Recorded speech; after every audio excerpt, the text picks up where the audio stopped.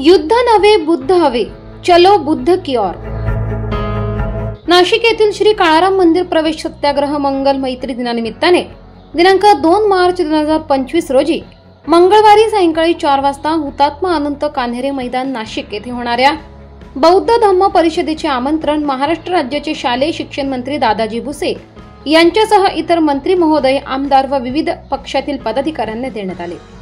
सदर प्रसंगी प्रकाशजी लोंढे, बॉस समवेत कपिलजी तेलुरे, नेता नवी कार्यकर्ता भरतजी जगताप, विनोदजी जाधव, प्रदीप नाना गांगुर्डे, दिलीपजी अण्णा अहिरे, सुशील उशिरे, युवराज देवरे, दादाजी महाले, विनोदजी शिंदे, ताराचंदजी अहिरे, श्रावण पवार, प्रदीप मोरे, बाळा सोळसे, समाधान जगताप इत्यादी मान्यवर उपस्थित होते। बौद्ध धम्म परिषदेसाठी 11 ते 12 विविध देशातील बौद्ध धम्म गुरु उपस्थित राहणार असल्याने बौद्ध धम्म परिषदेस ऐतिहासिक महत्त्व प्राप्त झाले आहे।